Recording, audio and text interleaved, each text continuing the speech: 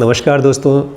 Sorry, पिछला वाला जो गीता का वीडियो था वो बहुत फास्ट कट हो गया था, उसके लिए मैं आपसे तहे दिल से सॉरी कहता हूँ। अब आगे बढ़ते हैं। कुछ बातें होती हैं जो हम कहते समय डरते हैं, हमको भरोसा हो फिर भी कृष्ण को भी होता होगा, या शायद कृष्ण हमारे आपकी तरह नहीं है, वो सच बोलने में डरते नहीं हैं, या शायद ऐसा भी है कि कृष्ण और अर्जुन के बीच में इतनी गहरी दोस्ती है कि उन्होंने बोल दिया सब कुछ साफ साफ। ज्ञान योग की शुरुआत ऐसे ही होती है।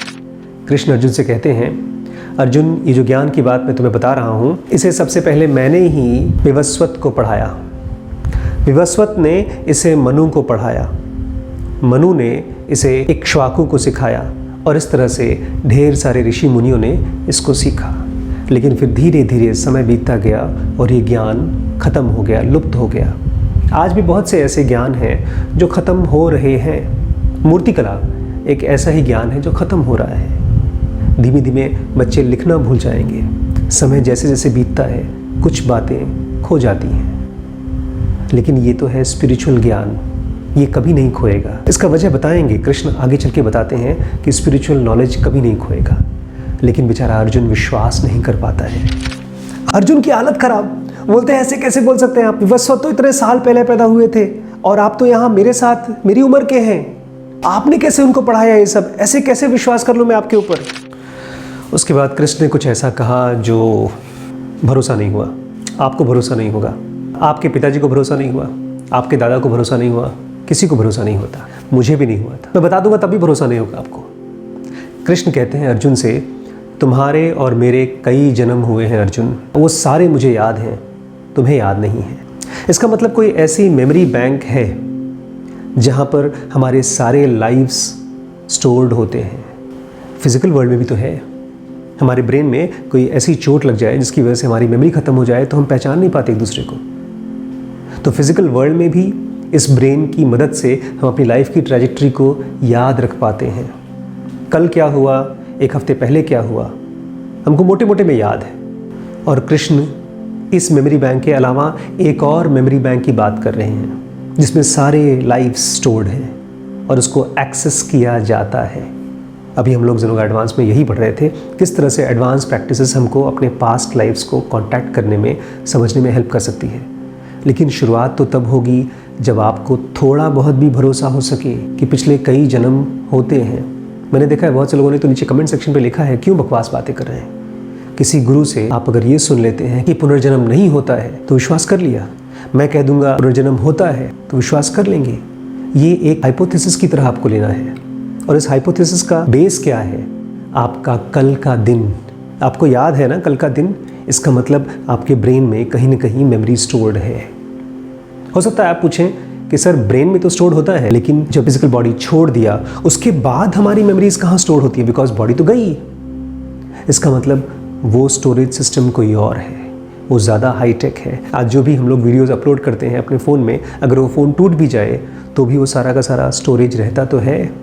उसी को तो क्लाउड कंप्यूटिंग बोलते हैं। लेकिन नेचर का क्लाउड कंप्यूटिंग और ज़्यादा कॉम्प्लेक्स है। शायद कृष्ण उसी की बात नहीं कर रहे हैं। इसके बाद कृष्ण दूसरे ही जोन में चले जाते हैं। कह रहे हैं, मैं अजन्मा हूँ, मैं अमर हूँ, मैं सभी जीव जंतुओं का मालिक हूँ। तुम्हें दिखता है कि मैं पैदा हो रहा हूँ, लेकिन केवल दिख रहा है। असल में ये सब एक इल्यूजन है, मेरे द्वारा क्रिएट की गई इल्यूजन। फिजिकल बॉडी के रूप में होने के बावजूद भी मैं इन सब चीज़ों का मालिक हूँ। यहाँ बार बार वो मालिक मालिक बोलते हैं। आपको क्या लगता है मालिक क्यों बोलते हैं? कृष्ण हमको समझाना चाहते हैं सबसे इम्पॉर्टेंट एंटिटी क्या है। और जब कृष्ण अपने अंदर में जाने की बात करते हैं तो हमको भी अपने अंदर में जाने की बात सोचनी होगी। अभी आप फिजिकल बॉडी होने के बावजूद अपने आप को मालिक नहीं कह सकते। जन्म और मृत्यु के बियॉन्ड गए नहीं हैं। कृष्ण यहाँ पर भी हिंट कर रहे हैं कि मैं अजन्मा हूँ, मैं अमर हूँ। ये केवल एक नाटक क्रिएट किया गया है। अभी हमारे एक मित्र मैसेज कर रहे थे कि उनकी वाइफ का भी देहांत हुआ कुछ दिन पहले, रो रहे थे। कृष्ण को अगर ये बात कही जाती तो क्या कहते? वो याद दिलाते आपको कि आपकी वाइफ जिसने अपना शरीर छोड़ा है वो असल में अजन्मा है, वो अमर है, अब फिर से एक नया शरीर ले रही है। लेकिन क्या करें, भरोसा नहीं होता। इन बातों को सुन करके कभी प्रैक्टिस करने का मन करता है। जब मैंने ज़ेनोगा एडवांस चालू किया था तब मैं कुछ लोगों के बारे में सोच रहा था जो मेरी तरह हैं, जिनकी लाइफ की प्रायोरिटी खुद को जानना है, उसके लिए जो बलिदान करना हो, जो प्रैक्टिसेस करना हो, सब करने को तैयार हैं। जो कृष्ण के साथ चलने को तैयार हैं। कृष्ण तो वेट कर रहे हैं, आपके अंदर वेट कर रहे हैं। भूल करके भी इस कन्फ्यूजन में मत रहिएगा कि जब कृष्ण कहते हैं मैं मालिक हूँ, तो जा करके उस मालिक के सामने भीख मांगे। मालिक के सामने भीख नहीं मांग सकता। आपके अंदर वो सूरज है और आप जाकर के किसी और सूरज से रोशनी मांगे तो मिलेगी? जो है वो कैसे मिल सकती है? छोटे छोटे एक्सपेरिमेंट्स करना होगा हमको, अपनी मालकियत, अपने विचारों पे, अपने सांस पे, अपने दिनचर्या पे करना होगा छोटे छोटे एक्सपेरिमेंट्स। अभी रिम्पी कुछ दिन पहले कह रही थी मैं गीता पढ़ना चाहती हूँ। गीता बहुत इम्पॉर्टेंट बुक है ना? गीता बहुत इम्पॉर्टेंट बुक नहीं है। गीता सबसे इम्पॉर्टेंट है और बुक नहीं है। गीता कोई ऐसी मिस्टिकल चीज़ है, आप जो भी चीज़ जानना चाहते हैं इस दुनिया में, उन सब की कुंजी है गीता। अलग अलग रूपों में आती है, अलग अलग शब्दों में आती है। अभी कोई मुझसे पूछ रहा था ज़ेनोगा में क्या पढ़ाते हैं आप? भाषा नहीं है, लेकिन ज्ञान वही है।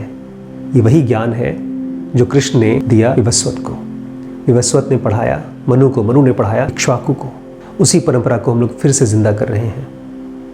मैं भी आपको पढ़ा रहा हूँ और इसके बाद आप किसी और को पढ़ाएंगे, लेकिन उसके लिए पहले खुद के सेल्फ को जानना होगा। उसके लिए एक विश्वास रखिए। जन्म और मृत्यु इल्यूजन है, इसलिए कभी भी किसी की डेथ पर दुखी मत होइए। रो लीजिए, लेकिन ये जान के रखिए कि वो बंदा मरा नहीं है, वो है। और ये सारी सच्चाई खुल जाएगी जैसे ही आप अपने ऊपर काम करना चाहेंगे, इसके बियॉन्ड जाना चाहेंगे। और ये कोई और नहीं कर सकता। किसी और को अपना गुरु नहीं मानना है। आपका डिवाइन फ्रैगमेंट आपका वेट कर रहा है।